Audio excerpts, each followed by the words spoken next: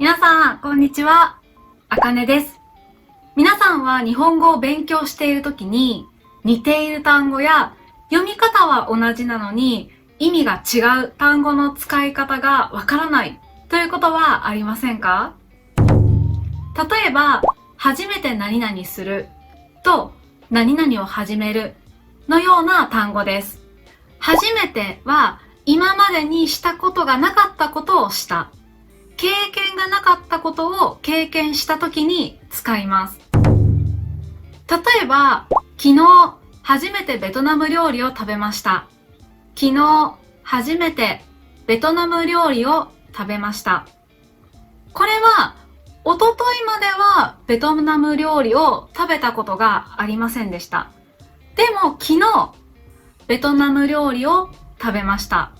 これは私にとって1回目の経験です。この時に初めてを使います。何々を始めるは経験したかどうかは関係ありません。何かをしていない状態からする状態になるのが始めるです。例えば10時から仕事を始める。10時から仕事を始める。これは9時59分までは仕事をしていない状態。10時から仕事をしている状態に変わります。この他にもたくさん似ている単語がありますよね。学校やインターネットなどで先生に日本語を教えてもらっている人は先生に質問をすることができますよね。でも自分で勉強している人はわからないことがあっても質問をするチャンスが少ないと思います。そこで今回は便利なアプリを紹介します。アプリの名前はこちらです。Hi Native です。これは私が3年前から使っているアプリです。自分が勉強している外国語についてネイティブスピーカーに質問することができます。今回は Hi Native を使って似ているけど意味が違う単語を私が日本語を勉強している人の立場になって日本語のネイティブスピーカーに2つ質問してみたいと思います。今から登録の方法を紹介します。新規登録を押します。そしてメールアドレスと自分のアカウント名を入力します。自分の母語を選びます。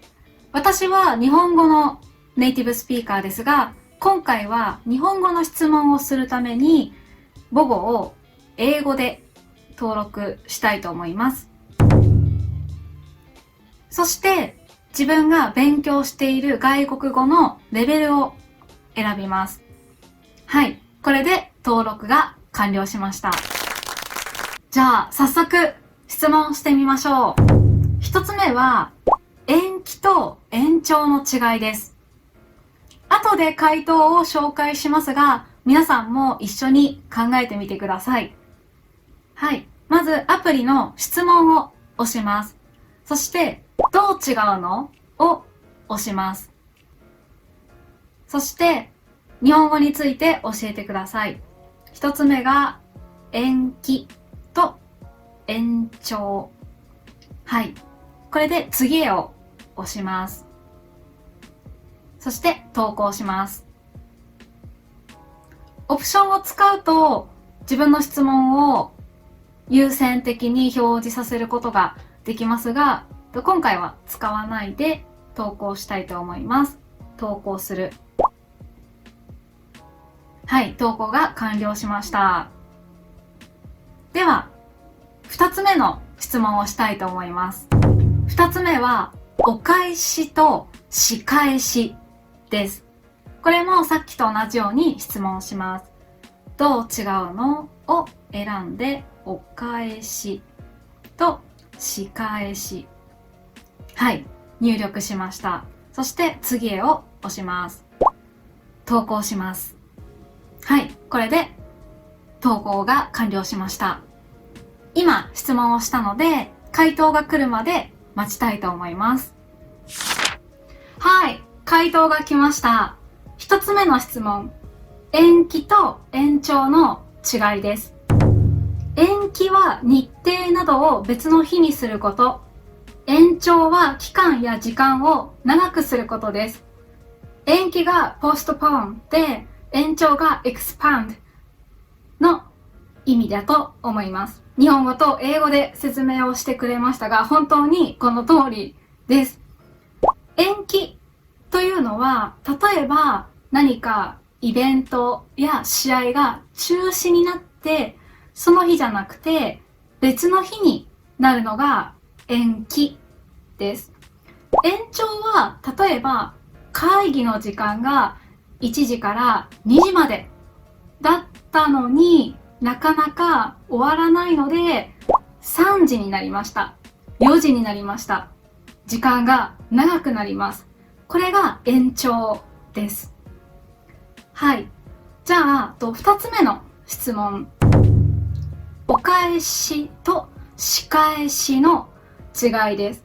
これはたくさん回答をいただきました。1つ目の回答は、お返しは感謝など良い気持ちで返す行い。仕返しは恨みや悪意を持って行うもの。やり返すともよく言います。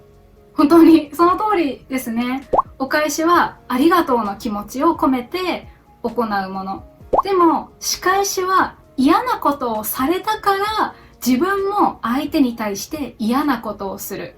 これが仕返しですね。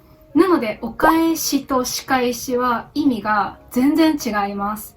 あとすごくわかりやすかったのが、お返しの時に渡すものの例が書いてあります。お花、お菓子、お手紙、お金。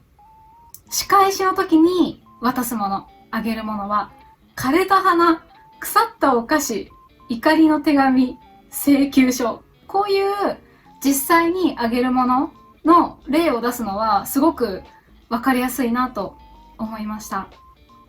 あともう一つ、お返し。何か、誕生祝い、入学祝い、結婚祝いなどをもらった後で、その人に感謝の気持ちを込めて渡すもの、あるいは金。あるいはというのはまたはという意味です。仕返しは他人から何か悪いことをされたことに対して何か悪いことをすることと書いてあります。どれも本当に分かりやすい説明だったと思います。はい。ハイネイティブは iOS と Android のアプリ版、そしてウェブブラウザ版があるので、いつでもどこでも質問することができます。私が今回使ったどう違うのという質問以外にも、なんて言うのや何々を使った例文を教えてくださいなどは無料で使うことができます。他にももっと便利なのが、この表現は自然ですかという質問です。自分が間違えたところは赤、正しく直してもらったところは青で書いてあるので、とてもわかりやすいと思います。私は今回わざと間違えてこのような文章を投稿しました。私は旅行をするのことがとても好きです。行ったことがないのところへ行こう旅にワクワクします。今年は日本へ行きたいです。ですから日本語を勉強し続けてつもりです。という文章です。皆さんはこの文章の間違いわかりますか？はい。正しく直してもらった文章を読みます。まず最初は、私は旅行がとても好きです。または、私は旅行することがとても好きです。次は、行ったことがないところへ行くたびにワクワクします。何々するたびにの前は辞書形ですね。はい。そして、今年は日本へ行きたいので、日本語を勉強し続けるつもりです。はい。何々つもりです。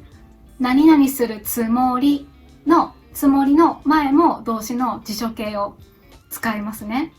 はい。このように正しく直してくれます。今紹介したこの表現は自然ですか？という質問は有料のプレミアムユーザーだけが使えますが、1週間無料でこの機能を使うこともできます。ハイネイティブのいいところは、ネイティブスピーカーに質問できることだけじゃなくて、DM の機能がありません。